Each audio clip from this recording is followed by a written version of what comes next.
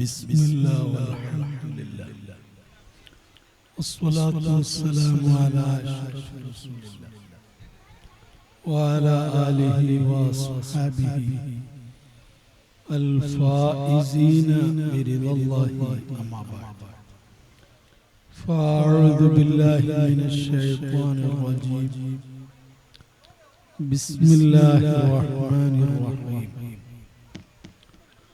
مرج البحرين يلتقيان بينهما برزخ لا يبغيان فبأي آلاء ربكما تكذبان يخرج منهما اللؤلؤ والمرجان فبأي آلاء ربكما تكذبان صدق الله العظيم.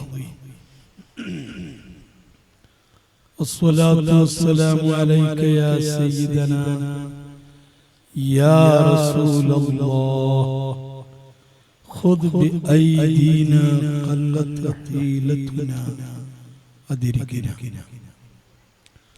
الصلاة والسلام عليك يا سيدنا يا رسول الله خذ بأيدينا قلت حيلتنا أدركنا. الصلاة والسلام عليك يا سيدنا يا رسول الله خذ بأيدينا قلت حيلتنا أدركنا. وأشهد أن الله لا رب غيره وأنك مأمون على كل غائب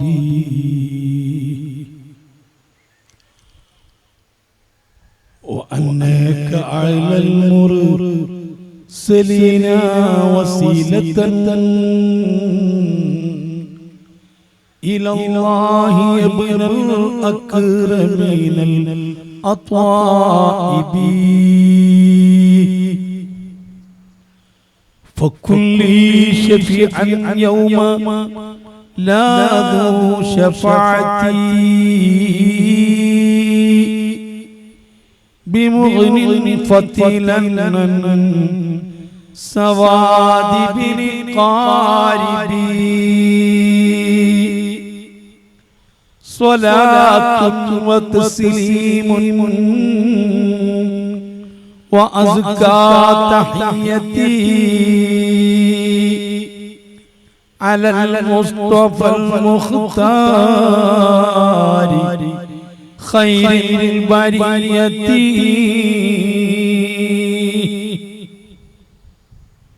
ഏറ്റവും ആദരണീയരായ സാദാത്തുക്കളെ, പണ്ഡിതന്മാരെ,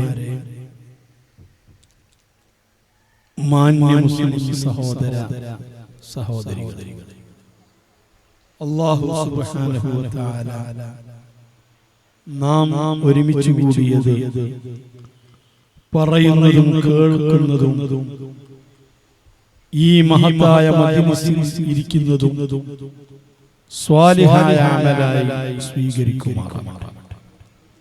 നമ്മിൽ നിന്ന് മരിച്ചുപോയ മാതാപിതാക്കൾ, മശായിഖുമാർ, ഉസ്താദുമാർ, ബന്ധുമിത്രാദികൾ, പ്രസ്ഥാന ബന്ധുക്കൾ, ഈ മഹത്തായ സ്ഥാപനത്തിന്റെ ഗുണകാംക്ഷികളായിരുന്നവർ, ഇതിന് സഹായിച്ചിരുന്നവർ, എല്ലാവരുടെയും ബർസഖിയായ ജീവിതം അല്ലാഹു സന്തോഷിപ്പിക്കുമാറാകട്ടെ. ഈ മഹത്തായ മജ്‌ലിസിനോടനുബന്ധിച്ച് നാം ചെയ്യുന്ന എല്ലാ സുഹൃത്തുക്കളുടെയും സവാബ് മഹാനായ സയ്യിദ് അഹ്മദുൽ ഖിഫായി ശൈഖ് റളിയല്ലാഹു അൻഹു അവിടുത്തെ ഹളറത്തിലേക്ക് നമ്മിൽ നിന്ന് ഹദിയയായി അല്ലാഹു ചേർത്തുമാറാകട്ടെ. മഹാനവറുകളുടെയും മറ്റ് സാദാത്തുക്കൾ, മഹത്തുക്കൾ, അഖ്താബുകൾ, ഔതാദുകൾ, അബ്ദാലുകൾ അവരുടെ ഹിമായത്ത് ജീവിതത്തിലുടനീളം പിറമനാള ആഖിറത്തിലും നൽകി നമ്മെ അനുഗ്രഹിക്കുമാറാകട്ടെ.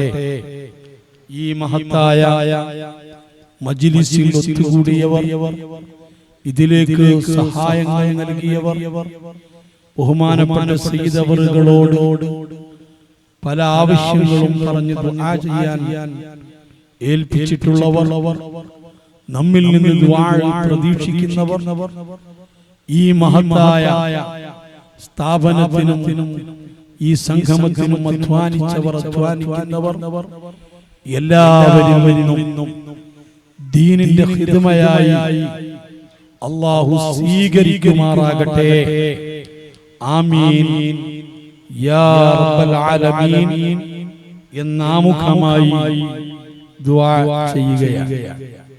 ജീവിതത്തിലുടനീളം രഹസ്യമായും പരസ്യമായും അല്ലാഹു സുബ്ഹാനഹു വ തആല കൽപ്പിച്ചത് പരമാവധി എടുക്കുകയും വിരോധിച്ചത് വർജിക്കുകയും ചെയ്ത് തഖ്വ മുതലായി സൂക്ഷിക്കണമെന്ന് എന്നോടും നിങ്ങളോടും ആദ്യമായി ഉണർത്തുന്നു. ഈ മഹത്തായ പരിപാടിയിലേക്ക് ക്ഷണിക്കപ്പെട്ടതിൽ വളരെയേറെ സന്തോഷം. പക്ഷേ കൃത്യം 11:45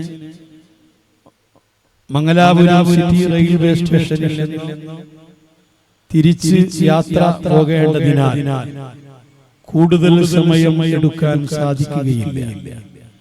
അതിനുള്ള ഒരു സാഹചര്യവും അല്ല.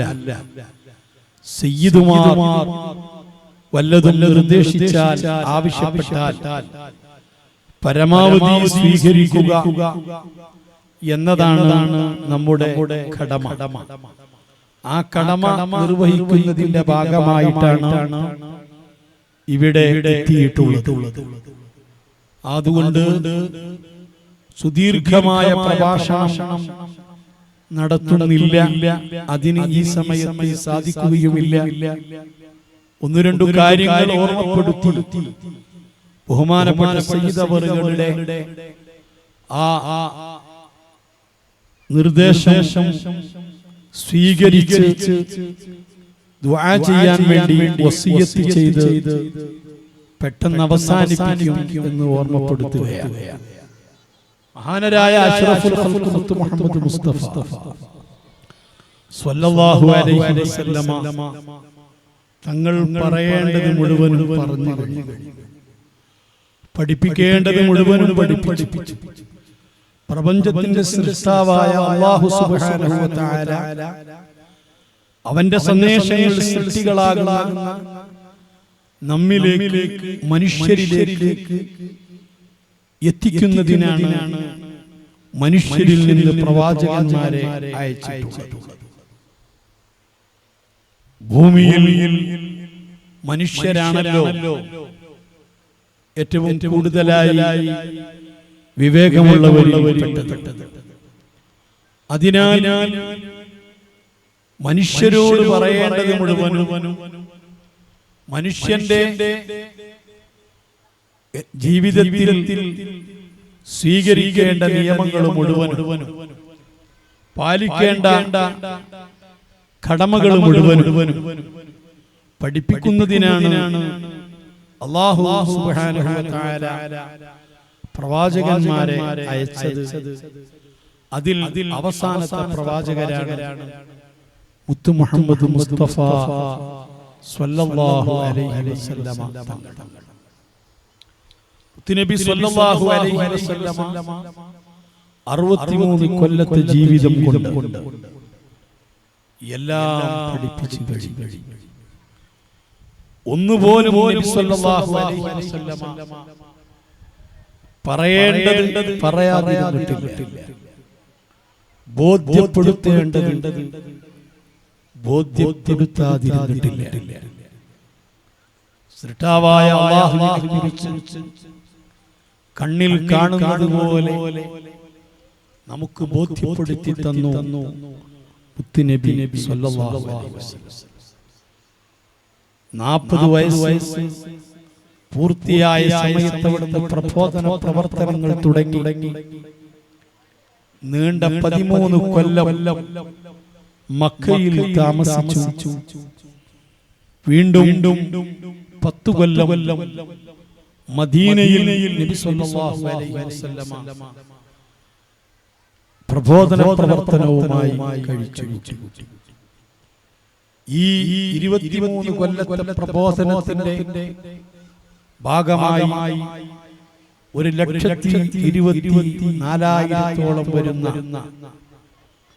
അനുയായികളെ നബി സല്ലല്ലാഹു അലൈഹി വസല്ലമ ബാക്കി വെച്ചുകൊണ്ടാണ് ലോകത്തോട് വിട പറഞ്ഞിട്ടുള്ളത്. അവിടുന്ന് ഹിജ്റയുടെ 10-ാം വർഷം ഹജ്ജിന് പോവുകയുണ്ടായി. നേരത്തെ നബി സല്ലല്ലാഹു അലൈഹി വസല്ലമ ഹജ്ജ് ചെയ്തിട്ടുണ്ട്. പക്ഷേ ഇസ്ലാമിൽ ഹജ്ജ് നിർബന്ധമായത് ഹിജ്റയുടെ 6-ാം കൊല്ലത്തിൽ. പൂർവകാല പ്രവാചകന്മാർ ഹജ്ജ് ചെയ്തിട്ടുണ്ട്. അത് നാം ഇന്ന് ചെയ്യുന്നത് പോലത്തെ ഹജ്ജ് ആവണം എന്നില്ല. എല്ലാ കാലഘട്ടത്തിലെ ആളുകളും പരിശുദ്ധ കഅബയോട് ആദരവും ബഹുമാനവും ഒക്കെ പ്രകടിപ്പിച്ചിട്ടുണ്ട്.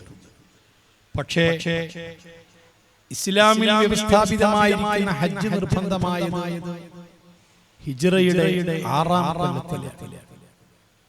അതിനുശേഷം നബി സല്ലല്ലാഹു അലൈഹി വസല്ലമ ഒരു ഹജ്ജ് ചെയ്തിട്ടുള്ളൂ.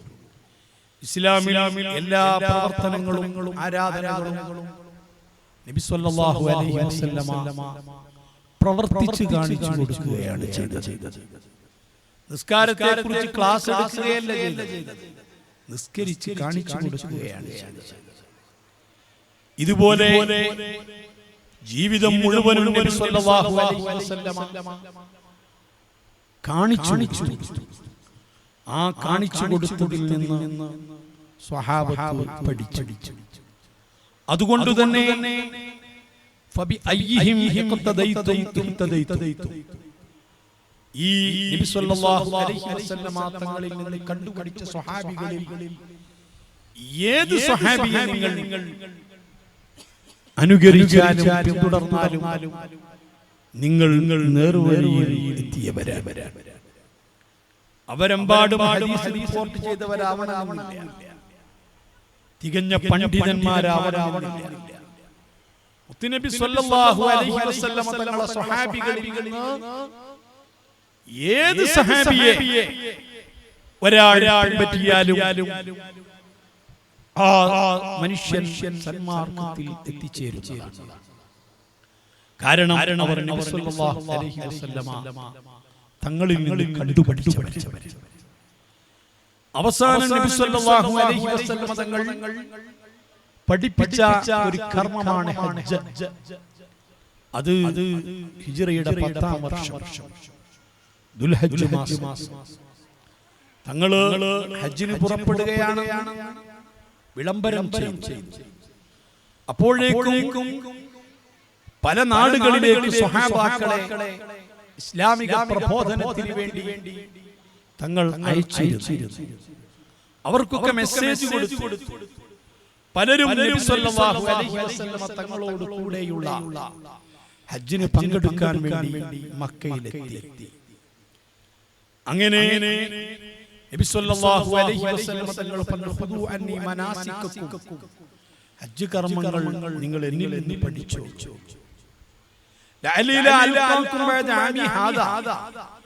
അടുത്ത വർഷം ഞാനും നിങ്ങളും കണ്ടുമുട്ടണമെന്നില്ല, നിങ്ങൾക്ക് കാണിച്ചു തരാൻ ഒരു ഹജ്ജ് കർമ്മമാണ് ബാക്കിയുള്ളത്. കണ്ടോളൂ, പഠിച്ചു.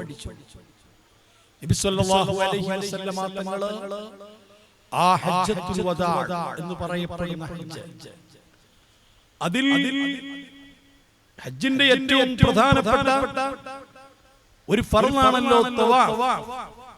തവാഫ് പ്രധാനമാണല്ലോ. നാമൊക്കെ തിക്കും തിരക്കും കൂടി പരമാവധി കഅബയിലേക്ക് അടുത്തുകൊണ്ട് ഹജറുൽ അസ്വദ് മുത്തിമണക്കൽ. പക്ഷേ മുത്തുനബി സല്ലല്ലാഹു അലൈഹി വസല്ലമ ആ തവാഫ് ചെയ്തത് ഒട്ടകപ്പുറത്ത് ഇരുന്നു. നബി സല്ലല്ലാഹു അലൈഹി വസല്ലം റസൂലിന്റെ അടുത്തേക്ക് ആ തവാഫിൽ ചെന്നിട്ടില്ല. റസൂലുള്ളാഹി സ്വല്ലല്ലാഹു അലൈഹി വസല്ലം തങ്ങൾ തിക്കും തിരക്കും കൂടി മുത്തിമണത്തിട്ടില്ല. തങ്ങൾക്ക് എന്താ ഹജറുൽ അസ്വദ് മുത്തടന്നു തോന്നിയ സഹാബത്ത് മാറിക്കൊടുക്കൂലേ? തീർച്ചയായും. പക്ഷേ ഒട്ടകപ്പുറത്തിരിക്കുന്ന തങ്ങളെ കയ്യിലുള്ള വടി കൊണ്ട് ആ ഹജറുൽ അസ്വദിലേക്ക് ഇങ്ങനെ ചൂണ്ടിയിട്ട് അതിന്റെ അഗ്രം ചുംബിക്കുകയാണ്. അതൊക്കെ എന്തിന്? എല്ലാവരും കാണാൻ വേണ്ടിയായിരുന്നു. തങ്ങൾ എങ്ങനെ തവാഫ് ചെയ്യണം, ഹജ്ജിന്റെ കർമ്മങ്ങൾ പഠിക്കാൻ പറഞ്ഞു വന്നത് എല്ലാം പഠിപ്പിച്ച ശേഷം ദുൽഹജ്ജ് 10 മിനായിൽ ഒരു പ്രഭാഷണം നടത്തി.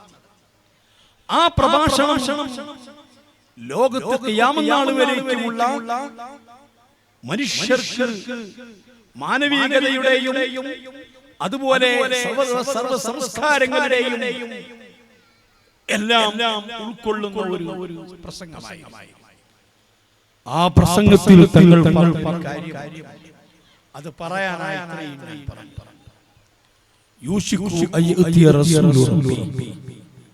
എന്റെ റബ്ബിന്റെ ദൂതൻ മലക്കുൽ മൗത്ത് വരാൻ അടുത്തിരിക്കുന്നു. എന്റെ ദൗത്യം പൂർത്തിയായിരിക്കുന്നു. സ്വഹാബ അലാ ഹൽ ബല്ലഗ്തു, നിങ്ങൾക്ക് എത്തിക്കേണ്ടതെല്ലാം ഞാൻ എത്തിച്ചില്ലയോ? പറയേണ്ടതൊക്കെ നിങ്ങളോട് പറഞ്ഞില്ലയോ? നിങ്ങൾക്ക് ഞാൻ ആഖിറത്തെ കുറിച്ച് ബോധ്യപ്പെടുത്തി തന്നില്ലയോ? നിങ്ങൾക്ക് എല്ലാ കാര്യങ്ങളും ഞാൻ പ്രബോധനം ചെയ്തു തന്നില്ലയോ? വിശുദ്ധ ഖുർആൻ ഓതി തന്നില്ലയോ? ഞാൻ എന്തെങ്കിലും പറയേണ്ടത് പറയാത്തതായി, പഠിപ്പിക്കേണ്ടത് പഠിപ്പിക്കാത്തതായി എന്തെങ്കിലും ബാക്കി വെച്ചിട്ടുണ്ടോ? ഇല്ല. സ്വഹാബത്ത് മുഴുവൻ പറഞ്ഞു ഖദ് ബല്ലഗത റിസാല, എല്ലാം തങ്ങൾ പ്രബോധനം ചെയ്തിട്ടുണ്ട്. ഹബീബായ തങ്ങളെ കണ്ണിൽ നിന്ന് കണ്ണുനീരിറ്റിയിട്ട് അല്ലാഹുവേ നീ സാക്ഷി, ഈ ഉമ്മത്തിനോട് ഞാൻ എല്ലാം പറഞ്ഞു, ഈ ഉമ്മത്തിനെ എല്ലാം ബോധ്യപ്പെടുത്തി കൊടുത്തു, ഈ ഉമ്മത്തിനെ എല്ലാം മനസ്സിലായി കഴിഞ്ഞു, ഞാൻ പ്രബോധനം ചെയ്തു എന്ന് നീ സാക്ഷിയാണ്. അതിനുശേഷം മുത്തുനബി സ്വല്ലല്ലാഹു അലൈഹി വസല്ലം തങ്ങൾ പറഞ്ഞു, ഇനി ഞാൻ കൂടുതൽ ജീവിക്കുകയില്ല. പിന്നീട് 3 മാസമാണ് തങ്ങൾ ലോകത്ത് ജീവിച്ചത്. ദുൽഹജ്ജ് കഴിഞ്ഞ് മുഹറം കഴിഞ്ഞ് സഫർ കഴിഞ്ഞ് റബീഉൽ അവ്വലാണ് തങ്ങൾ വഫാത്താകുന്നത്. ആ സമയത്ത് മുത്തുനബി പറഞ്ഞൊരു വാക്കുണ്ട്, അതേ ഫഉജീബ, എന്റെ റബ്ബിന്റെ മലക്ക് വരുമ്പോൾ, മലക്കുൽ മൗത്ത് വരുമ്പോൾ, എന്നോട് സമ്മതം ചോദിക്കുമ്പോൾ, എന്റെ ദൗത്യം പൂർത്തിയായ സ്ഥിതിക്ക് ഞാൻ ഉത്തരം ചെയ്യുന്നതാ, റബ്ബിലേക്ക് തിരിച്ചു പോകുന്നതാ. ഞാൻ എന്റെ റബ്ബിലേക്ക് തിരിച്ചു പോകുമ്പോ, ഞാൻ ലോകത്തോട് വിട പറയുമ്പോ, നിങ്ങളാരും പ്രയാസപ്പെടേണ്ടതില്ല, സങ്കടപ്പെടേണ്ടതില്ല. ഇനി നിങ്ങൾ കാര്യേ എന്ന് ചിന്തിക്കേണ്ടതില്ല. ഇനി ഈ ദീനാര് കൊണ്ട് നടക്കും, ഈ വിശുദ്ധ ദീനുൽ ഇസ്ലാം 6 പ്രയോഗത്തിൽ കാണിച്ചു തരും. നിങ്ങൾ ശങ്കിക്കേണ്ടതില്ല. അതേ തറക്കു ഫീക്കും സഖലൈൻ, കനമുള്ള 2 കാര്യങ്ങൾ ഞാൻ ഇവിടെ ഇട്ടേച്ച് പോകുന്നുണ്ട്. ഒന്ന് കിതാബുല്ലാഹ്, അല്ലാഹുവിന്റെ ഖുർആനാണ്. ഈ ഖുർആൻ ഒരക്ഷരം പോലും ഒഴിഞ്ഞു പോകാതെ, ഒരു ഖിറാഅത്ത് പോലും ഒഴിഞ്ഞു പോകാതെ ഞാൻ ഇവിടെ ഇട്ടേച്ച് പോകുന്നുണ്ട്. ഈ ഖുർആനല്ലേ ലോകത്ത് വലിയ വിപ്ലവം സൃഷ്ടിച്ചത്. ഈ ഖുർആനല്ലേ നിമിഷം കൊണ്ട് ഉമറുൽ ഫാറൂഖിന്റെ ഹൃദയം മാറ്റിമറിച്ചത്. ഈ ഖുർആനല്ലേ ഫുലാലയുടെ മനസ്സിന് മാറ്റം സംഭവിപ്പിച്ചത്. ഈ ഖുർആനല്ലേ അറബിക്കടൽ തീരത്ത് അറബികളെ കാട്ടറബികളെ കക്കവറുക്കി നടന്നിരുന്ന കാട്ടറബികളെ അങ്ങ് ഉന്നതമായ സ്ഥാനങ്ങളിലേക്ക് അവരെ എത്തിച്ചത് ഈ വിശുദ്ധ ഖുർആനല്ലേ. കിസ്റയെയും കൈസറിനെയും ഞെട്ടിവിറപ്പിച്ചത് ഈ ഖുർആനല്ലയോ? അത്ഭുതങ്ങൾ സൃഷ്ടിച്ചത് ഈ ഖുർആനല്ലയോ? ഈ ഖുർആൻ ഞാൻ നിങ്ങളിൽ ഇട്ടേച്ചു പോകുന്നുണ്ട്. അതുകൊണ്ട് മാത്രമല്ല മറ്റൊരു കാര്യം, ഞാൻ ഏത് പ്രകാരമാണോ ഈ ഖുർആൻ നിങ്ങൾക്ക് പ്രബോധനം ചെയ്തത്, ഞാൻ ഏത് രൂപത്തിലാണോ ഈ ഖുർആൻ നിങ്ങളെ പഠിപ്പിച്ചത്, ഞാൻ ഏത് രൂപത്തിലാണോ ഈ ഖുർആന്റെ പ്രത്യേകത നിങ്ങൾക്ക് ബോധ്യപ്പെടുത്തി തന്നത്, ഞാൻ ഏത് രൂപത്തിലാണോ ഈ ഖുർആന്റെ അമാനുഷികത നിങ്ങൾക്ക് പ്രകടിപ്പിച്ചു തന്നത്, അതേപോലെ നിങ്ങൾക്ക് പ്രകടിപ്പിച്ചു തരാൻ, പഠിപ്പിച്ചു തരാൻ, പ്രയോഗവൽക്കരണത്തിൽ നിങ്ങൾക്ക് കാണിച്ചു തരാൻ എന്റെ പകരക്കാരായി ഞാൻ എന്റെ ഇത്തറത്തി എന്റെ പേരമകന്റെ മക്കളെയും ഞാൻ ഇവിടെ ഉപേക്ഷിച്ചിട്ടാണ് പോകുന്നത്. ഒന്ന് അല്ലാഹുവിന്റെ ഖുർആനാണ്.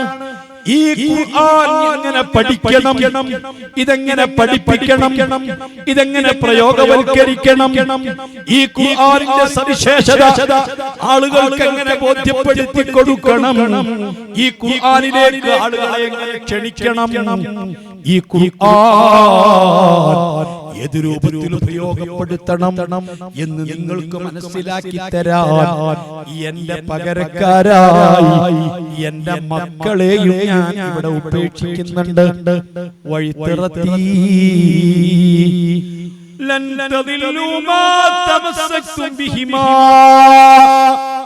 ഇത് രണ്ടും നിങ്ങൾ മുറുകെ പിടിക്കുന്ന കാലത്ത്, ഈ ഖുർആൻ നിങ്ങൾ മുറുകെ പിടിക്കുന്ന കാലത്ത്, ഈ ഖുർആൻ നിങ്ങൾക്ക് പ്രയോഗവൽക്കരിച്ച് കാണിച്ചു തരാൻ പറഞ്ഞ മുത്തുനബിയുടെ പകരക്കാരായിരിക്കുന്ന അവിടുത്തെ മക്കളെയും നിങ്ങൾ മുറുകെ പിടിക്കുന്ന കാലത്ത് നിങ്ങൾ പിഴച്ചു പോവുകയില്ല, നിങ്ങൾ തെറ്റിപ്പോവുകയില്ല, നിങ്ങൾ പരാജയപ്പെടുകയില്ല.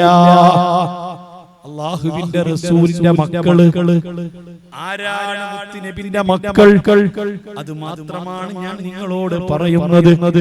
എന്റെ പ്രിയപ്പെട്ട സഹോദരന്മാരെ, ഈ ലോകത്ത് ഹബീബായ മുഹമ്മദ് റസൂലുള്ളാഹി സ്വല്ലല്ലാഹു അലൈഹി വസല്ലമ തങ്ങള്, അതേ തങ്ങൾക്ക് അവിടുന്ന് 7 മക്കളുണ്ടായിരുന്നല്ലോ.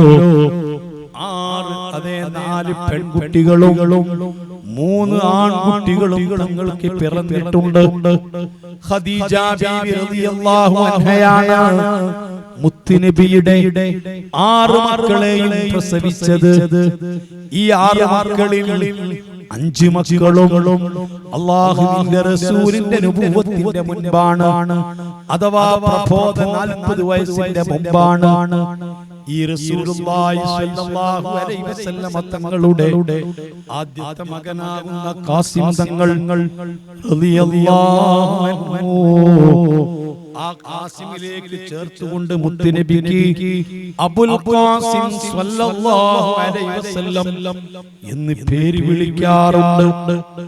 ആ അബുൽ ഖാസിം എന്ന റസൂലുള്ളാഹിന്റെ മൂത്തമോൻ വളരെ ചെറുപ്പത്തിൽ മരണപ്പെട്ടു പോയി. 2 വയസ്സിന് മുമ്പ്. പിന്നീട് മുത്തുനബിക്ക് പിറന്നൊരു മോനാണ് അബ്ദുല്ലാഹ്. അത് നബുവത്തിന് ശേഷമാണ്. താഹിർ എന്നും ത്വയ്യിബ് എന്നും വിളിച്ചിരുന്ന മോനാണ്. ആ മോനും അല്ലാഹുവിന്റെ റസൂൽ സല്ലല്ലാഹു അലൈഹി വസല്ലം തങ്ങൾക്ക് ചെറുപ്പത്തിലേ വഫാത്തായി പോയി. 2 വയസ്സ് തികയുന്നതിന് മുമ്പ് മുലകുടി പ്രായത്തിലാണ് റസൂലുള്ളാഹിന്റെ 2ാമത്തെ മകൻ മരണപ്പെട്ടത്. അതിനിടയിലുള്ളവരാണ് 4 പെൺകുട്ടികൾ.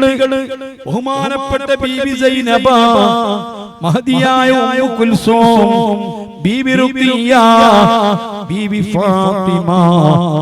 ഈ 4 പെൺകുട്ടികളാണ് തങ്ങൾക്ക് പിന്നീട് ഉണ്ടായത്. ഈ 4 പെൺകുട്ടികളെയാണ് തങ്ങൾ വളർത്തിയത്. അതേ സമയത്ത് ഈ 2 ആൺകുട്ടികളും ചെറുപ്പത്തിൽ മരണപ്പെട്ടു പോയി. ഖദീജ ബീവിയുടെ മക്കള്. പിന്നീട് മുത്തുനബിക്ക് ഒരു കുഞ്ഞുണ്ടാവാൻ ഖദീജ ബീവിയുടെ വഫാത്തിന് ശേഷം അല്ലാഹുവിന്റെ റസൂല് 10 സ്ത്രീകളെ കല്യാണം കഴിച്ചിട്ടുണ്ട്. അല്ലാഹുവിന്റെ റസൂലിന്റെ ഭാര്യമാര് നമ്മുടെ ഉമ്മമാരാണ്.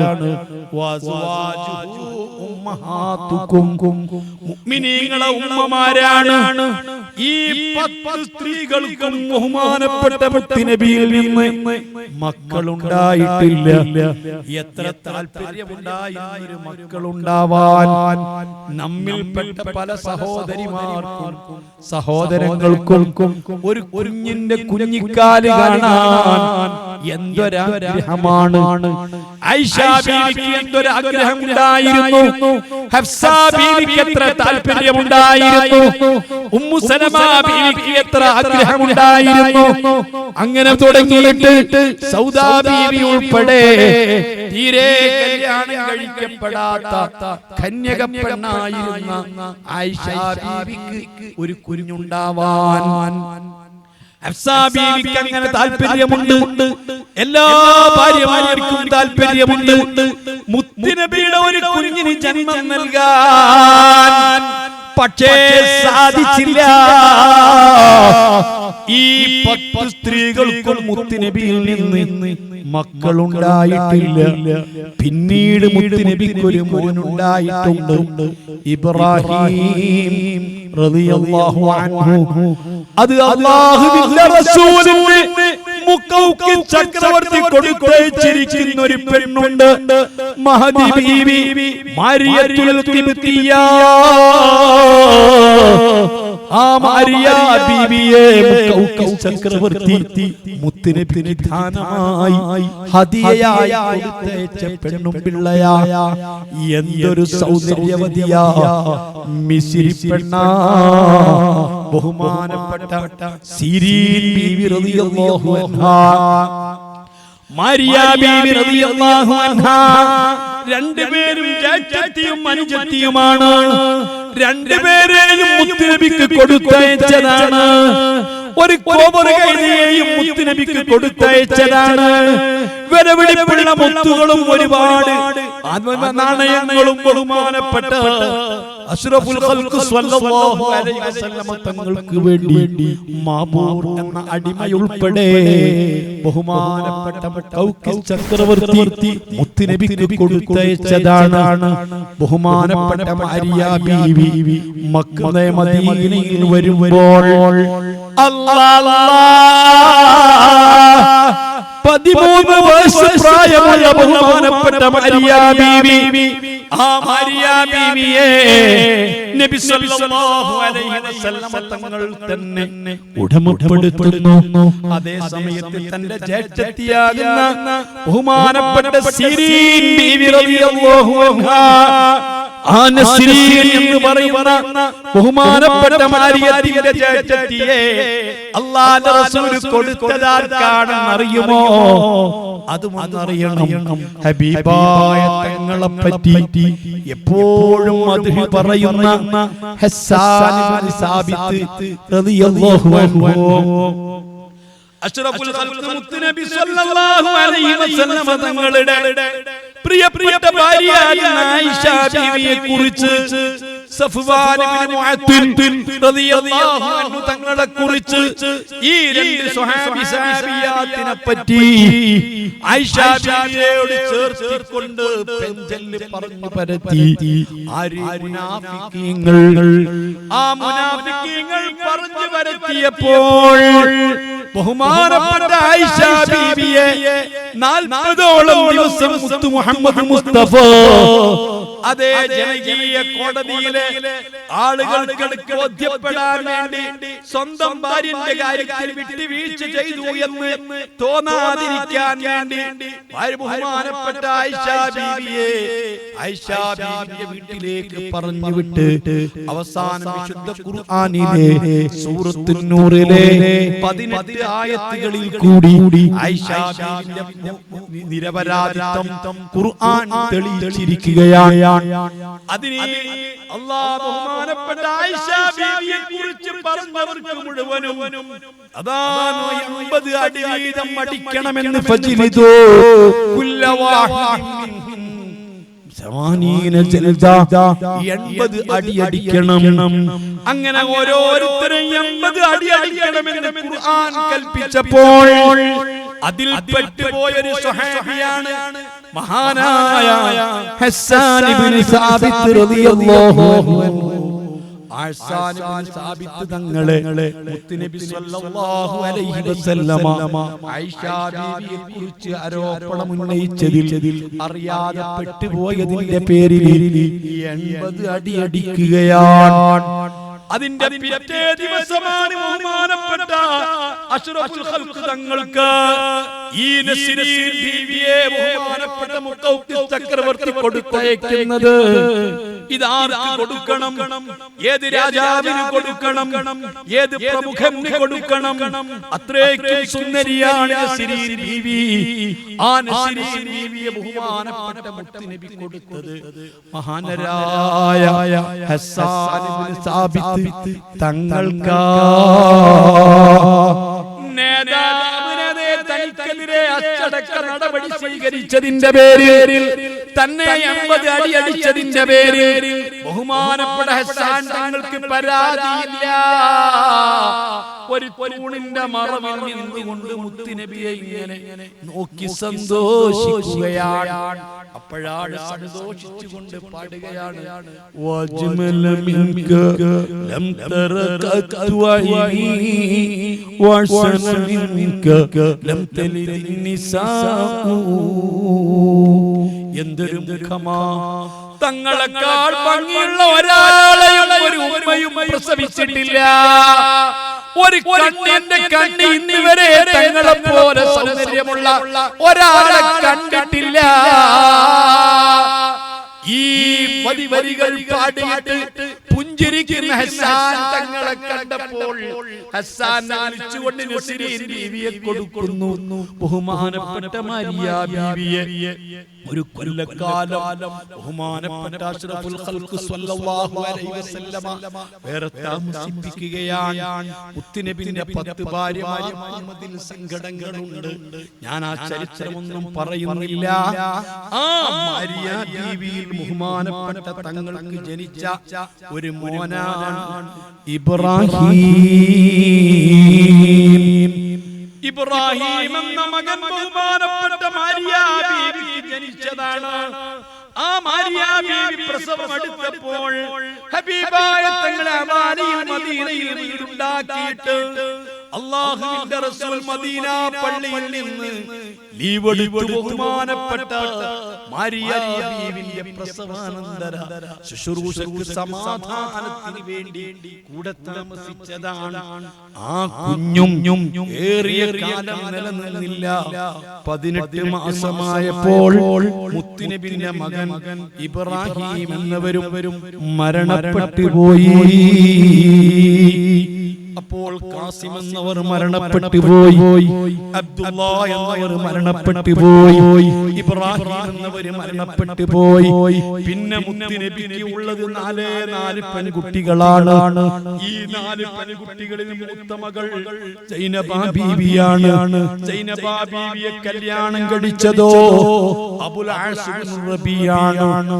അത് ഖദീജ റളിയല്ലാഹു അൻഹയുടെ ജ്യേഷ്ഠത്തിയുടെ മകനാണ്. ഖദീജ ബീവിയുടെ താൽപര്യത്തിന് കല്യാണം കഴിച്ച കഴിച്ചതാണ്. അതേ ആ സൈനബ ബീവിയില് ബഹുമാനപ്പെട്ട അബുൽ ആസിം ഒരു മോള് പിറന്നിട്ടുണ്ട്, ബീവി ഉമാമ. അലി എന്ന് പറയുന്ന ഒരു കുഞ്ഞുണ്ടായിരുന്നു. ആ കുട്ടിയും ചെറുപ്പത്തിൽ മരണപ്പെട്ടു പോയി. പിന്നെ ഉമാമ മാത്രമാണ് ബാക്കിയുള്ളത്. അപ്പൊ റസൂലുള്ളാഹിന്റെ മക്കളിൽ നിന്ന് ബാക്കിയുള്ളത് സൈനബ ബീവിന്റെ മകൾ ബീവി ഉമാമയാണ്. അല്ലാഹ് റുഖിയ ബീവിയെ കല്യാണം കഴിച്ചത് ഉസ്മാൻ റളിയല്ലാഹു അൻഹു ആണ്. അതേ ഉമ്മു കുൽസൂം ബീവിയെയും ഉസ്മാൻ തങ്ങളാണ്. റുഖിയ ബീവി മരണപ്പെട്ടതിന് ശേഷം ബഹുമാനപ്പെട്ട ഉസ്മാൻ റളിയല്ലാഹു അൻഹു തങ്ങൾക്ക് ഈ രണ്ട് ഭാര്യയിലും മക്കളുണ്ടായിട്ടില്ല. പിന്നെ റസൂലുള്ളാഹിന്റെ മകളാരാണ്? ബഹുമാനപ്പെട്ട ഫാത്തിമ ബീവിയാണ്. ഫാത്തിമ ബീവിക്ക് 6 മക്കളാണ്. ഹസൻ തങ്ങളാണ്, ഹുസൈൻ തങ്ങളാണ്, മുഹ്സിൻ തങ്ങളാണ്, ബീവി സൈനബയാണ്. അതുപോലെ തന്നെ ബഹുമാനപ്പെട്ട ഫാത്തിമ ബീവി റളിയല്ലാഹു അൻഹാക്ക് 3 പെൺകുട്ടികളും 3 ആൺകുട്ടികളുമാണ്. അതേ സമയത്ത് 2 പെൺകുട്ടികൾ ചെറുപ്പത്തിൽ തന്നെ വഫാത്തായി പോയിട്ടുണ്ട്. മുഹ്സിൻ എന്നവരും നേരത്തെ വഫാത്തായി പോയിട്ടുണ്ട്. പിന്നെ ബാക്കിയുള്ള ഹസൻ തങ്ങളാണ്, ഹുസൈൻ തങ്ങളാണ്. മുത്തുനബി സ്വല്ലല്ലാഹു അലൈഹി വസല്ലമ തങ്ങളുടെ മക്കള് എന്ന് പറയുന്നത് ഈ ഫാത്തിമ ബീവിന്റെ മക്കളാണ്. ആദാനീബിനായ ഹസൻ തങ്ങളും ഹുസൈൻ തങ്ങളും ഇവർ രണ്ടുപേരും എന്റെ മക്കളാണ്, എന്റെ മോളെ മക്കളാണ്. അല്ലാഹുവിന്റെ റസൂൽ എന്റെ മക്കൾ എന്ന് പറഞ്ഞ മക്കളാരാണ്? ഹസൻ തങ്ങളും ഹുസൈൻ തങ്ങളുമാണ്. അതേ വിശുദ്ധ ഖുർആൻ പറഞ്ഞു, മറജൽ ബഹ്റൈനി യൽതഖിയാൻ ബൈനഹുമാ ബർസഖുൻ ലാ യബ്ഗിയാൻ. സമുദ്രത്തിലൂടെ യാത്ര ചെയ്താൽ ഏതെല്ലാം കളറുകളുള്ള വെള്ളമുണ്ട്, ഏതെല്ലാം രൂപത്തിലുള്ള വെള്ളമുണ്ട്, ഉപ്പുള്ള വെള്ളമുണ്ട്, ഉപ്പില്ലാത്ത വെള്ളമുണ്ട്, രക്തക്കളറുള്ള വെള്ളമുണ്ട്, നീലക്കളറുള്ള വെള്ളമുണ്ട്, പച്ചക്കളറുള്ള വെള്ളമുണ്ട്. അതേ മറജൽ ബഹ്റൈനി ഉപ്പ് വെള്ളവും നൽതണ്ണീനും രണ്ടും അല്ലാഹു ചേർത്തി വെച്ചിരിക്കുന്നു. ബൈനഹുമാ ബർസഖുൻ, അത് രണ്ടിന്റെയും ഇടയ്ക്ക് നേത്രങ്ങളെ കൊണ്ട് കാണാൻ പറ്റാത്ത ഒരു മറയുണ്ട്. ലാ യബ്ഗിയാൻ, നൽതണ്ണീർ ഉപ്പ് വെള്ളത്തിലേക്കോ ഉപ്പ് വെള്ളം നൽതണ്ണീരിലേക്കോ വിട്ടുകടക്കുകയില്ല. ഒരു മറ അവിടെയുണ്ട്. യഖ്റുജു മിൻഹുൽ ലുഅ്ലുഉ വൽ മർജാൻ, അതിൽ നിന്നാണ് കോടികൾ വരെ വലിപ്പുള്ള മുത്തുകൾ വരുന്നത്, പവിഴങ്ങൾ വരുന്നത്, വലിയ വലിയ വലിപ്പുള്ള സാധനങ്ങൾ വാരിക്കൊണ്ട് വരുന്നത് ആ വെള്ളത്തിൽ നിന്നാണ്. ഇത് ഈ ആയത്തിന്റെ ഒരു തഫ്സീറാണ്. എന്നാൽ മഹാനായ സുഫിയാൻ സൗരി തങ്ങളെ പോലെ മഹാന്മാരായ മുഫസ്സിറുകൾ പറഞ്ഞൊരർത്ഥമുണ്ട്. എന്താണെന്നറിയോ? മറജൽ ബഹ്റൈനി യൽതഖിയാൻ, അലിയാരെയും ഫാത്തിമ ബീവിയെയും അല്ലാഹു പരസ്പരം കൂട്ടിയിണക്കിയതാണ്. 2 ബഹ്റുകളാണ്. ആ ബഹ്റുകളെ അല്ലാഹുവാണ് കൂട്ടിച്ചേർത്തത്. ആ കല്യാണം അള്ളയാണ് നബി സല്ലല്ലാഹു അലൈഹി വസല്ലം തങ്ങളിലേക്ക് ജിബ്രീൽ മുഖേന അറിയിച്ചത്. എല്ലാം പടച്ച റബ്ബാണെങ്കിൽ തന്നെയും ഇത് നേരിട്ട് ജിബ്രീൽ മുഖേന അറിയിച്ചിരിക്കുന്ന ബന്ധമാണ്. മറജൽ ബഹ്റൈനി യൽതഖിയാൻ, പക്ഷേ ബൈനഹുമാ ബർസഖുൻ, ഈ അലിയാരിൽ നിന്നും ഫാത്തിമ ബീവിക്കിടയിലും ഒരു മറയുണ്ട്. ഫാത്തിമ ബീവിന്റെ മക്കൾക്കുള്ള എല്ലാ പ്രത്യേകതകളും അലി റളിയല്ലാഹു അൻഹുവിന്റെ മറ്റു മക്കൾക്കില്ല. അലി റളിയല്ലാഹു അൻഹു തങ്ങൾക്ക് 18 മക്കളുണ്ട്. സുബ്ഹാനല്ലാഹ്. ബഹുമാനപ്പെട്ട സൈനബ ബീവിയുടെ മകളാകുന്ന ബഹുമാനപ്പെട്ട ബീവി ഉമാമയെ ഫാത്തിമ ബീവിന്റെ വസിയ്യത്ത് അനുസരിച്ച് പിന്നീട് കല്യാണം കഴിച്ചിട്ടുണ്ട്. അതിലും മക്കളുണ്ട്. പക്ഷേ ഈ പ്രത്യേകതയില്ല. ഹബീബായ തങ്ങളുടെ ഇത്രത്ത് എന്ന് പറയുന്നത് ഈ ഫാത്തിമ ബീവിന്റെ മക്കളാ. യഖ്റുജു മിൻഹുമാ, ഈ അലിയാരിൽ ഫാത്തിമ ബീവിയിൽ നിന്നും ലോകത്ത് വരാൻ പോകുന്നുണ്ട് അൽ മർജാൻ, വലിയ വിലപിടിപ്പുള്ള മുത്തുകൾ, വലിയ വിലപിടിപ്പുള്ള മാണിക്യങ്ങൾ. അല്ലാഹ് ഈ ലോകത്ത് നമ്മൾ അറിയപ്പെട്ട സാദാ മഹത്തുക്കൾ മുഴുവനും അക്താബുകൾ മുഴുവനും മുഈദ്ദീൻ ശൈഖ് തങ്ങള്, റിഫായി ശൈഖ് തങ്ങള്, അഹ്മദുൽ ബദവി തങ്ങള്, ഖാജാ മുഈനുദ്ദീൻ തങ്ങള്, ശൈഖ് ബഹുമാനപ്പെട്ട അബ്ദുൽ ഹസൻ ഷാദുലി തങ്ങള്, ഈ സാദാത്തുക്കളൊക്കെ തന്നെ ഈ സന്താന പരമ്പരയിൽപ്പെട്ടവരാണ്. മുത്തുനബിന്റെ മക്കളാണ്. ആ മക്കൾക്ക് വലിയ പ്രത്യേകതയാണ്. അവരെ നിങ്ങൾ മുറുകെ പിടിക്കുന്ന കാലത്ത് നിങ്ങൾ കിഴക്കൂല. അവർ ഈ വിശുദ്ധ ഖുർആനിന്റെ പ്രായോഗിക വശങ്ങൾ നമുക്ക് ബോധ്യപ്പെടുത്താൻ വേണ്ടി അല്ലാഹുവിന്റെ റസൂൽ അവർ തങ്ങളെ പകരക്കാരായി നിശ്ചയിച്ചവരാണ്. അതല്ലേ മുഈദ്ദീൻ ശൈഖ് റളിയല്ലാഹു അൻഹു പറഞ്ഞത്, ഫഇന്ന ജദ്ദി റസൂലല്ലാഹി കാന യഖൂൽ അൻതൽ ഖലീഫത്തു ലീ ഫീ ഖൈരി കുല്ലി മഖ്ബൂൽ. നിങ്ങൾ എനിക്ക് പകരക്കാരനാണ്, ഖലീഫയാ. എല്ലാ കാലത്തും എല്ലാ രാജ്യത്തും എല്ലാ സ്ഥലങ്ങളിലും ആ മുത്തുനബിന്റെ മക്കള് എല്ലാ കാലത്തും ദീനിന് നേതൃത്വം നൽകാൻ, ഈ ഖുർആൻ പഠിപ്പിക്കാൻ, അതിന്റെ പ്രത്യേകത ബോധ്യപ്പെടുത്തി തരാൻ തങ്ങൾ നിശ്ചയിച്ചു പോയവരാണ്. അവരോട് ആ ബന്ധം ഒരിക്കലും മുറിഞ്ഞു പോവുകയില്ല.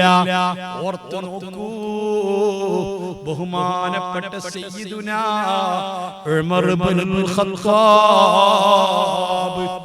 20 രാജ്യത്തിന്റെ അമീറാ, മുസ്ലിം രാഷ്ട്രങ്ങൾക്ക് ഒരൊറ്റ ഭരണാധികാരിയാ.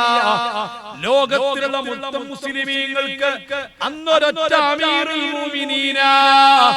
ഇന്ന് നാം കേൾക്കുന്ന സൗദി അറേബ്യയും അങ്ങ് ഇറാനും ഇറാഖും തുടങ്ങിയിട്ട് അങ്ങ് പലസ്തീനും എന്ന് വെക്കണ്ട എല്ലാ രാജ്യങ്ങളുടെയും തലവനായിരുന്ന 20 രാജ്യത്തിന്റെ പ്രസിഡന്റായിരുന്ന ഉമർ ഇബ്നുൽ ഖത്താബ്. ആരാണ് ഫാറൂഖ് എന്ന് പറയേണ്ടതില്ലല്ലോ. അവിടുന്ന് വഫാത്തോടടുക്കുന്ന സമയം ഏതാനും മാസങ്ങൾക്ക് മുൻപ് ബഹുമാനപ്പെട്ട അലി റളിയല്ലാഹു അൻഹുവിനോട് പറയുന്നു, അലിയേ, നിങ്ങളുടെ ഒരു മോളുണ്ടല്ലോ, ഉമ്മു കുൽസൂം ബീവി. അതേ ഫാത്തിമ ബീവിന്റെ ചെറിയ മോളാണ്. ഫാത്തിമ ബീവിന്റെ ഏറ്റവും ചെറിയ മോളാണ് ഉമ്മു കുൽസൂം ബീവി. ആ ഉമ്മു കുൽസൂം ബീവിയെ എനിക്ക് കല്യാണം കഴിച്ചു തരുമോ? അന്ന് ഉമ്മു കുൽസൂം ബീവിക്ക് 8-9 വയസ്സ് പ്രായമേ ഉള്ളൂ. ഉമർ ഫാറൂഖ് തങ്ങൾക്ക് 60ന്റെ പുറത്ത് പ്രായമുണ്ട്.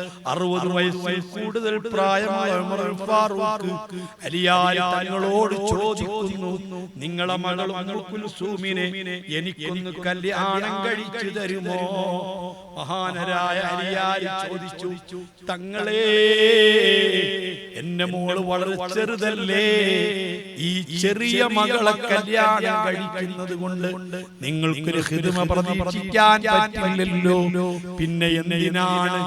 ഉമർ ഫാറൂഖ് തങ്ങൾ പറഞ്ഞു, അലിയേ അതൊന്നുമല്ല, ഒരു പെണ്ണിലേക്കുള്ള താല്പര്യം കൊണ്ടല്ല ഞാൻ ഈ സമയത്ത് ആഗ്രഹിക്കുന്നത്, ഒരു വൈകാരികമായ ആശ കിട്ടുന്നതിനല്ല, അതിനുവേണ്ടി ചോദിച്ചതല്ല.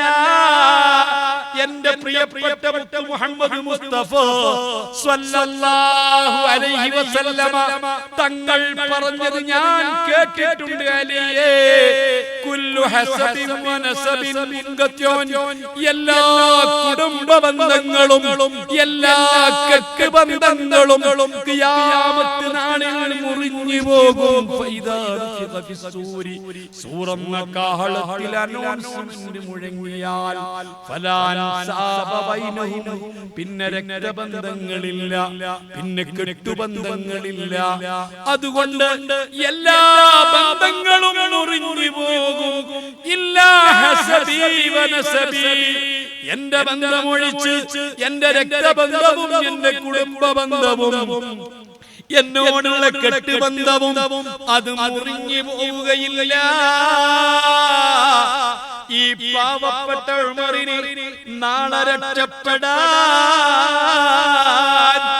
തങ്ങളുമായിട്ടൊരു കെട്ടുബന്ധമുണ്ടെങ്കിൽ, അവിടുത്തെ പേരക്കുട്ടിയെ കെട്ടിയിടിക്കുന്ന ഒരു ബന്ധമുണ്ടെങ്കിൽ, ഈ പാവപ്പെട്ട ഉമറിന് ഒരു പ്രതീക്ഷയല്ലയോ? അതിന് ചോദിച്ചതാ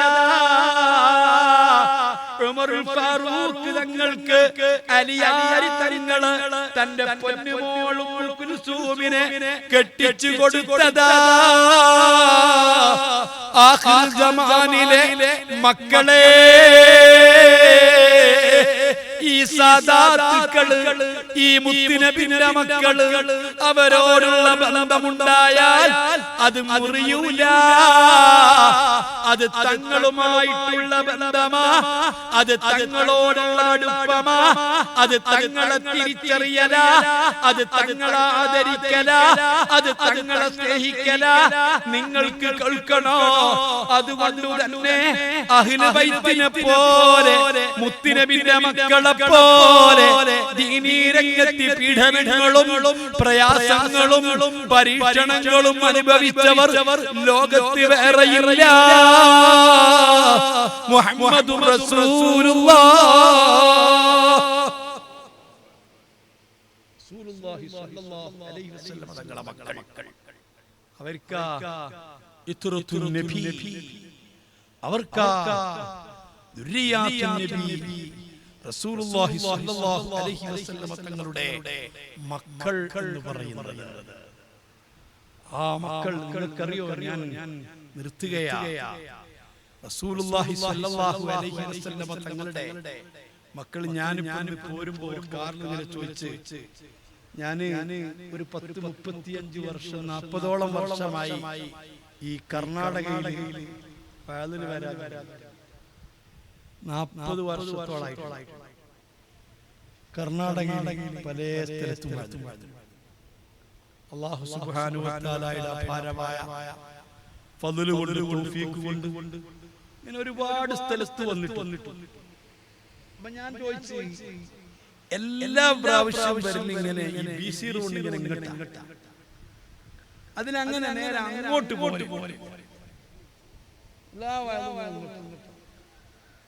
അപ്പൊ ഞാൻ ചോദിച്ചത് എന്താ, ഈ ഉടുപ്പി സുരക്ഷ എല്ലാ ഭാഗത്തും നമ്മളെ ആളുകളില്ലേ? എനിക്കത്ര അറിയില്ല, കർണാടകത്തിൽ അറിയില്ല. കാരണം ആരുമായിട്ട് കൂടുതൽ ബന്ധപ്പെടുന്നില്ല. പോയി ഇത്ര തന്നെ എവിടെ ആയാലും. അപ്പൊ അയാൾ പറഞ്ഞു, അല്ല ശരിയാണ്, അവിടെ അത്ര സാദാത്തുക്കൾ ഈ ഭാഗത്താണ്. ശരിയാണ്, സാദാത്തുക്കളൊക്കെ ഉള്ളത് ഈ ഭാഗത്താണ്.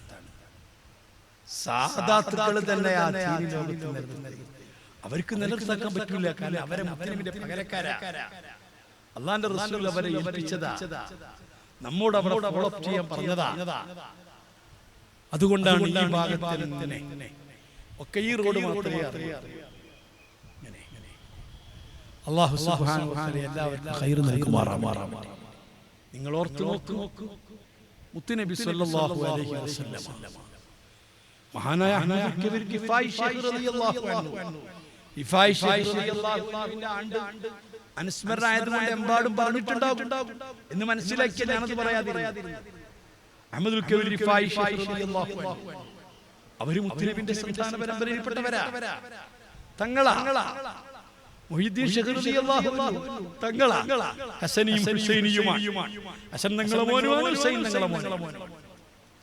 ഉമ്മ ഭാഗത്ത് കൂടി ഹുസൈനിയ, പാപ്പ ഭാഗത്ത് കൂടി ഹസനിയ. ബഹുമാനപ്പെട്ട റിഫായി ശൈഖ് റളിയല്ലാഹു അൻഹു ഹുസൈനിയ, ഹുസൈൻ റളിയല്ലാഹു അൻഹുവിന്റെ സന്താനം. സ്ത്രീകളെ ഭാഗത്ത് ബക്കറ്റ് വരുന്നുണ്ട്. അതുകൊണ്ട് എല്ലാവരും സംഭാവന കൊടുക്കണം, സദക്ക കൊടുക്കണം. ഇന്ന വിചാരിച്ചു കൊടുക്കണ്ട, ഞങ്ങൾ പാപ്പനെ വിചാരിച്ചിട്ട്. ഈ മഹത്തായ റിഫായി ശൈഖ് റളിയല്ലാഹു അൻഹു തങ്ങൾ ഉൾപ്പെടെയുള്ള ധാരാളം മഹത്തുക്കൾ മുത്തുനബിയുടെ മക്കളെ വിചാരിച്ചിട്ട് അല്ലാഹു അവരെ സ്നേഹിക്കുന്നവരിൽ നമ്മെ ഉൾപ്പെടുത്തുമാറാകട്ടെ. ഇതുകൊണ്ടൊക്കെ അല്ലാഹു നമ്മെ രക്ഷപ്പെടുത്തുമാറാകട്ടെ. ഇബാദത്ത് കൊണ്ട് രക്ഷപ്പെടുന്ന യാതൊരു പ്രതീക്ഷയില്ല. ഒരു സുജൂദ് പോലും അല്ലാഹു തആല മര്യാദയ്ക്ക് ചെയ്തതായിട്ട് ഓർമ്മയിലില്ല. ഉണ്ടോ? എന്തെങ്കിലും കുറ്റമറ്റ രൂപത്തിൽ ഇബാദത്ത് ഞാൻ ചെയ്തിട്ടുണ്ടെന്ന് പറയാൻ ധൈര്യമുള്ള എത്ര ആളുകളുണ്ട്? ഞാൻ ചെയ്ത ഇബാദത്ത് സ്വീകരിച്ചിട്ടുണ്ടെന്ന് പറയാൻ ധൈര്യമുള്ള എത്ര ആളുകളുണ്ട്? അല്ലാഹു തആല അവന്റെ മഹത്തായ എല്ലാ ശർത്തുകളും ഫർളുകളും അദബുകളും എല്ലാം ഒത്തിണങ്ങിയാൽ തന്നെ സ്വീകരിക്കൽ അല്ലാഹുവിന്റെ ഔദാര്യം. അല്ലാഹു സ്വീകരിച്ചെന്ന് പറയാൻ പറ്റുമോ? അല്ലാഹു കബൂൽ ചെയ്യുമാറാകട്ടെ. അതേ സമയത്ത് അല്ലാഹുവിന്റെ റസൂൽ സ്വല്ലല്ലാഹു അലൈഹി വസല്ലം സ്വർഗ്ഗത്തിലെത്തിയിട്ട് ഒരാൾ തിരിച്ച് പാലം കടന്ന് വീണ്ടും മഹ്ശറിലേക്ക് വരുന്ന ഒരൊറ്റ വ്യക്തി ഉണ്ടെങ്കിൽ അത് മുത്തു മുഹമ്മദ് മുസ്തഫ. ബാക്കിയുള്ളവരാരും സ്വർഗ്ഗത്തിലെത്തിലും തിരിഞ്ഞു നോക്കില്ല. നമ്മൾ പറയില്ല ഉമ്മ നോക്കും, വാപ്പ നോക്കും, ഉമ്മാനെ നോക്കും, വാപ്പാനെ നോക്കും, ആര് നോക്കും, ഒക്കെ സ്വർഗ്ഗത്തിലെത്തി അങ്ങനെ സ്വർഗ്ഗത്തിലെത്തിയ ശേഷം അതേ രൂപത്തിൽ പെട്ടെന്ന് വീണ്ടും മഹ്ശറിലേക്ക് തിരിച്ചു വരുന്ന ഒരു നേതാവ് മുഹമ്മദുർ റസൂലുള്ളാഹ്. ഞാൻ സമയം കുറഞ്ഞൊരൊറ്റ കാര്യം കൂടി പറയട്ടെ. ഹബീബ് സ്വല്ലല്ലാഹു അലൈഹി വസല്ലമ ഇന്ന ലികുല്ലി നബിയ്യിൻ ദഅവതൻ മുസ്തജാബ. എല്ലാ പ്രവാചകന്മാർക്കും സഡൻലി ഉത്തരം കിട്ടുന്ന ഒരു പ്രാർത്ഥനയുണ്ട്. എല്ലാ പ്രവാചകന്മാർക്കും അങ്ങനെ ഒരു പ്രാർത്ഥനയുണ്ടായിരുന്നു. ഇബ്രാഹിം നബി അലൈഹിസ്സലാം ആ പ്രാർത്ഥന ഉപയോഗപ്പെടുത്തിയിട്ടുണ്ട്. നമ്മുടെ ഉപ്പ ആദം നബി അലൈഹിസ്സലാം അത് ഉപയോഗപ്പെടുത്തിയിട്ടുണ്ട്. നൂഹ് നബി അലൈഹിസ്സലാം അത് ഉപയോഗപ്പെടുത്തിയിട്ടുണ്ട്. മൂസ നബി അലൈഹിസ്സലാം അത് ഉപയോഗപ്പെടുത്തിയിട്ടുണ്ട്. ഈസ നബി അലൈഹിസ്സലാം അത് ഉപയോഗപ്പെടുത്തിയിട്ടുണ്ട്. എല്ലാ പ്രവാചകന്മാരും ആ പ്രാർത്ഥന ഉപയോഗപ്പെടുത്തിയിട്ടുണ്ട്. തങ്ങൾക്കും ഉപയോഗപ്പെടുത്താമായിരുന്നു, എനിക്കും എന്റെ പ്രാർത്ഥന ഉപയോഗപ്പെടുത്താമായിരുന്നു. പക്ഷേ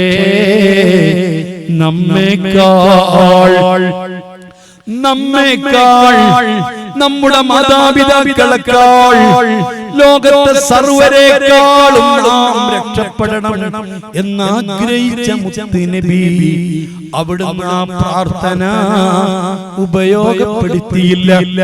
എന്തേ?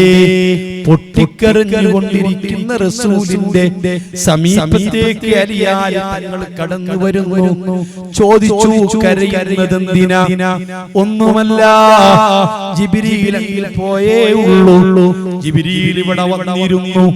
എന്റെ പൊന്നുമോൻ ഹുസൈൻ അല്ലാഹ് മദീനയിലെ പ്രാന്തപ്രദേശങ്ങളിൽ കൂടി നടന്ന് വരുന്ന മുത്തുനബി മദീന പള്ളിയുടെ മുറ്റത്തെത്തിയപ്പോൾ കളിച്ചുകൊണ്ടിരിക്കുന്ന ഹുസൈൻ തങ്ങളെ രണ്ട് വിരലുകൾ കൊടുത്തുകൊണ്ട് ആ വിരലിൽ ബഹുമാനപ്പെട്ട ഹുസൈൻ തങ്ങൾ പിടിക്കുന്നു. കയറ് മോനെ, ഹബീബിന്റെ ശരീരത്തിൽ കയറുകയാ, മുട്ടിൽ കയറുകയാ, വയറ്റിന്മേൽ കയറുകയാ. കയറി ബഹുമാനപ്പെട്ട മുത്തുനബിയുടെ ചുണ്ടോട് ചുണ്ടടുപ്പിക്കുകയാ. ഹബീബ് അവിടുത്തെ നാവ് വായിലിട്ട് കൊടുക്കുകയാ. അത്ഭുതകരമാം വിധം മുലപ്പാൽ കിട്ടുകയാ. ആ കുഞ്ഞിനെന്തൊരു സന്തോഷം. ഇത് എന്റെ മോനാ, ഇതെന്റെ പൊന്നു മോനാ, ഖുർആൻ പറഞ്ഞ മോനാ.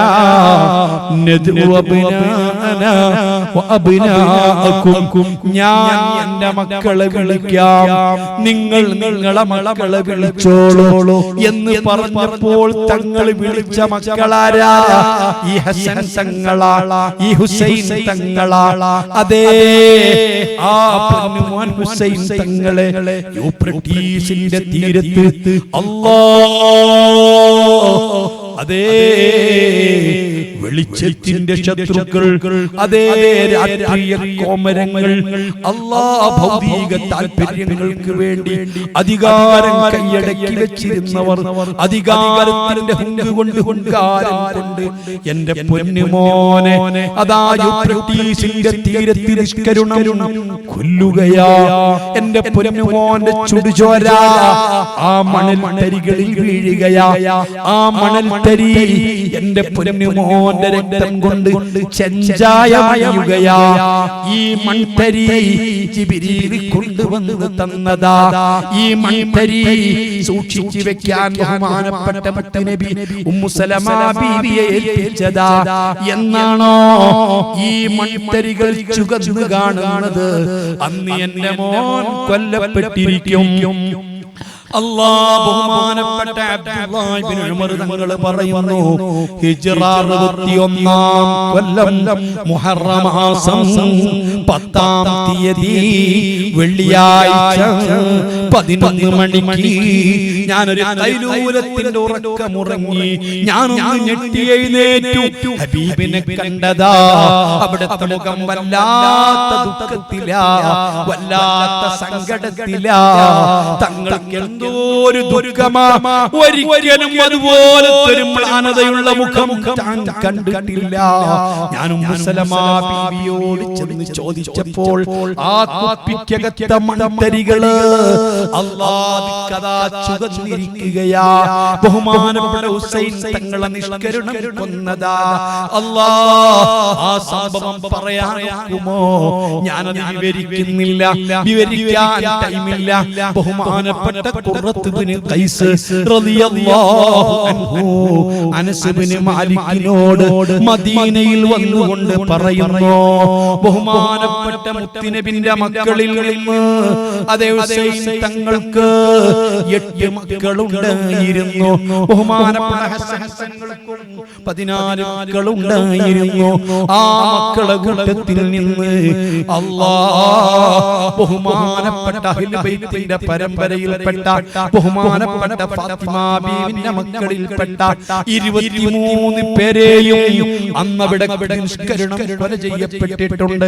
ഹുസൈൻ തങ്ങളെ നിഷ്കരണം കൊന്നിട്ട് ആ തല ഛേദിച്ചെടുത്തിട്ട് ആ തലയുമായി പ്രകടനം നടത്തിയിട്ട് ഹുസൈൻ റളിയല്ലാഹു അൻഹു തങ്ങളുടെ ചേതനയേറ്റ് കിടക്കുന്ന ശരീരം ആ മണൽത്തരികളിൽ കിടക്കുമ്പോൾ ഹുസൈൻ തങ്ങളെ പ്രിയപ്പെട്ട പെങ്ങള് ബഹുമാനപ്പെട്ട ബീബി സൈനബ, ഞാൻ നേരത്തെ പറഞ്ഞ ഫാത്തിമ ബീവിന്റെ മോളല്ലേ, ബഹുമാനപ്പെട്ട നഫീസ ബീവിന്റെ വല്യമ്മയല്ലേ, ആ സൈനബ ബീവി പറഞ്ഞത് ഖുറത്ത് ഇബ്നു ഖൈസ് തങ്ങൾ വിവരിച്ചു കൊടുക്കുന്നത് കാണാം.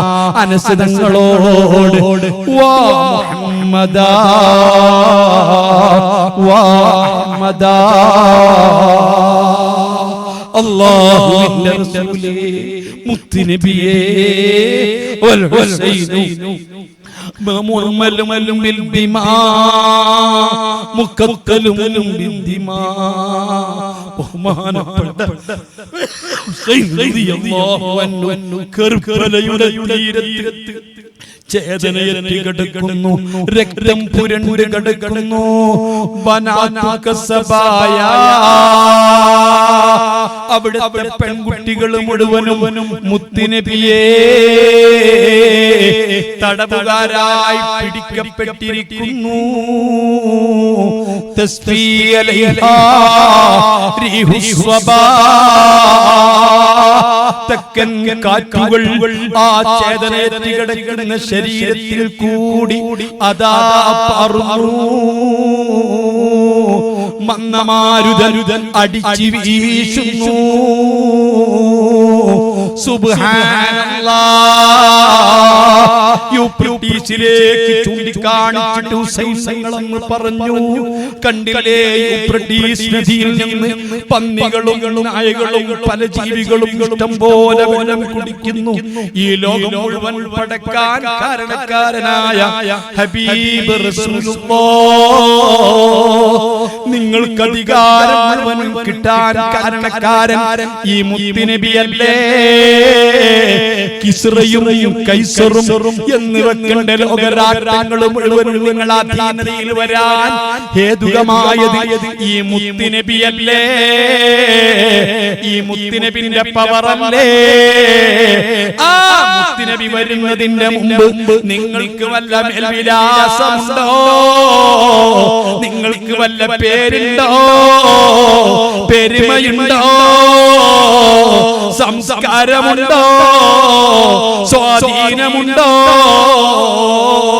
അത് മുഴുവനും നിങ്ങൾക്ക് കിട്ടിയത് ഈ തങ്ങളുടെ പേരിലാണ്.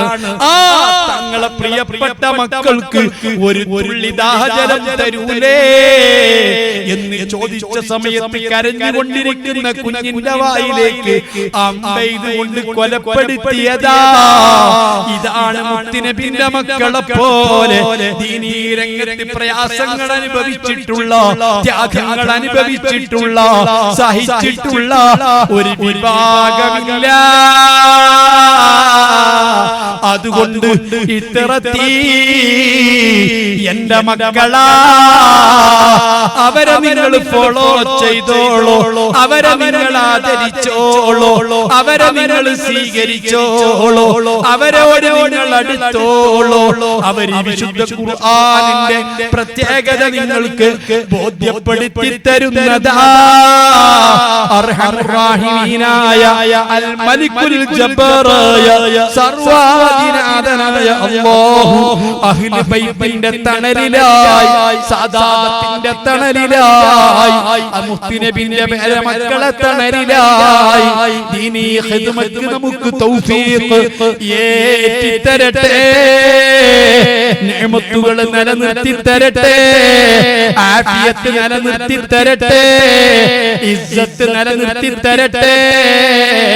اللهم اغفر أمة محمد، اللهم ارحم أمة محمد، اللهم أكثر أمة محمد، اللهم أعز أمة محمد، اللهم أصلح أمة محمد، اللهم تقبل من أمة محمد واشرنا في زمرة محمد بحق محمد وآل محمد وأصحاب محمد. ربنا تقبل منا إنك أنت السميع العليم എന്ന് പറഞ്ഞ് ഞാൻ അവസാനിപ്പിക്കുന്നു.